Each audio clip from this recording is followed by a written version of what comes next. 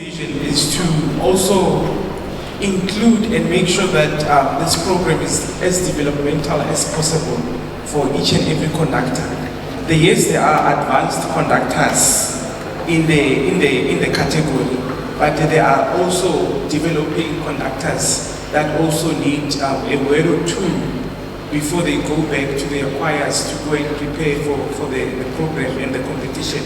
So what's going to happen today is that we're going to start with Achieved is a Glorious Work by Haydn from Creations, and we go to O Come Everyone That Thirsteth, Elijah, and then go to Hear Us, O Lord, Judas Maccabeus, and then we're going to finish up the program with Worthy is the Lamb from Messiah. So what's going to happen is that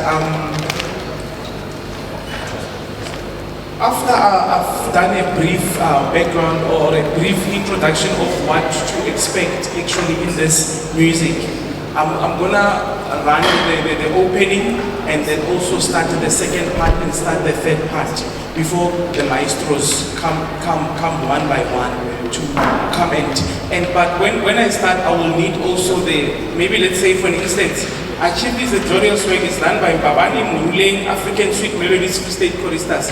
I will ask those choristers to be on stage so that the conductors can conduct also something that they're going to experience, on the actual day of the competition.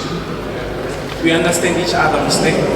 Okay, so we're going to start from the work from Haydn. Achieved is a Glorious Work. It's a chorus and it's in compound time, it's in 4/4. It starts vivace. So as a conductor, you need firstly, you will need to make them understand you, what you want. For instance, when you get here, you're gonna obviously greet the concert master, and it's best to also, because the program will be going on, just mimic a bit the tempo that you want to the orchestra, so that they can see it and it's not a surprise. Like for an example, let's go to Achievement.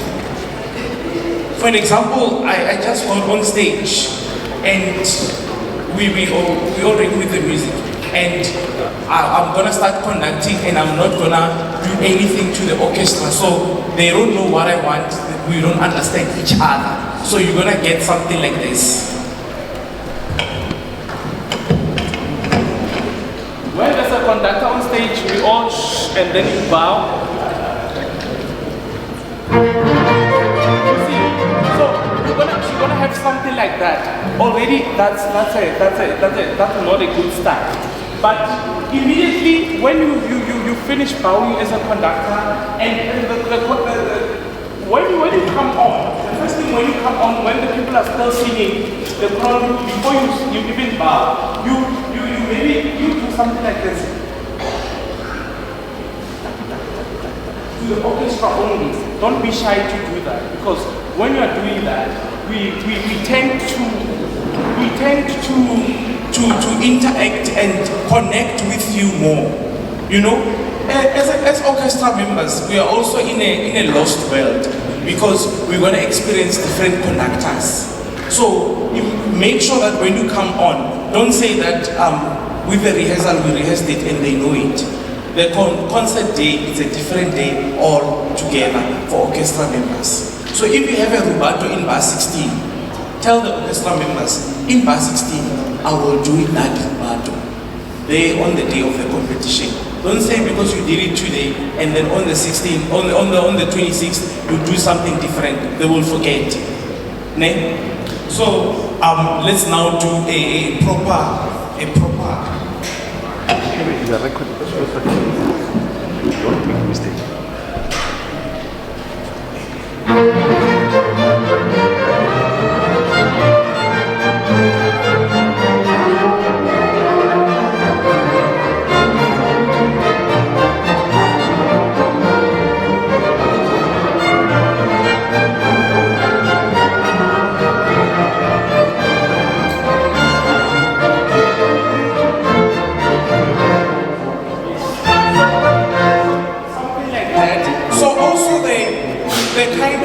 of articulation that you give them with your body. Like you can't expect this is a classical piece. You can't expect it to go like, for example,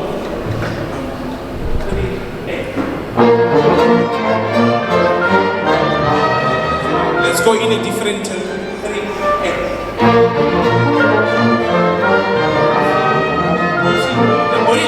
the body language will also tell them what the kind of tempo that you want. So if for classical pieces it's strict time.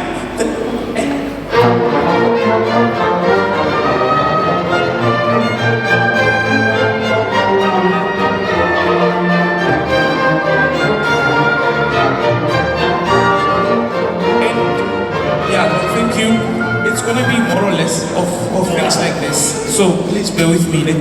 So on top of that, you must never forget to give the choir that entry. It's very tricky, and they need to get that entry very, very clear from you. But immediately when you go to the choir, don't forget the orchestra, maestros. You know what I normally do with choirs and orchestra. I make sure that the choir is technically fit. They know everything. And on stage, I make sure that this instrument goes. Because this instrument can break or make your good performance. But the choir, you see them every day. If they are fit enough to know that here we do this, here we don't do this, here we do this and do that. Because you will have enough time with the choir to actually explain all the technical bits with them in the rehearsal. And actually train them to do that. So that when you get here, with the strangers, because these are strangers, you will need to actually do what you did with the choir with these ones. So what I see mostly happening with conductors is that immediately when the choir enters, he forgets about the orchestra. And he just assumes the orchestra will drive itself. Yes, they will drive themselves, but they need you to come back and also to also nurture them like your babies as well, like the choir.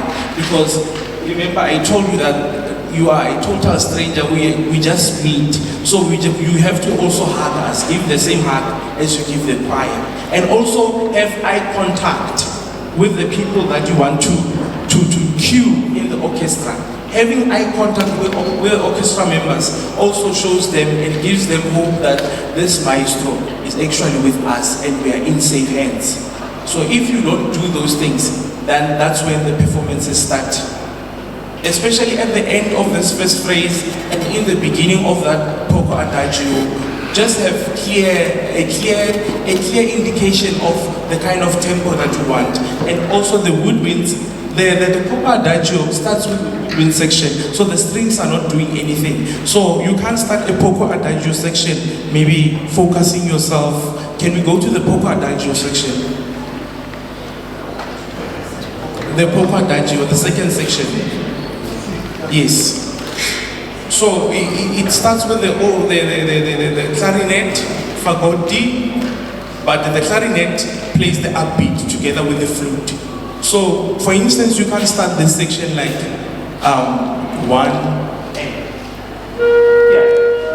There's nothing happening here. So you need to know your score, that the people that I'm gonna be focusing on are there. That's when you're gonna get your sound, and the ensemble will be together there. Like for instance now, 1A.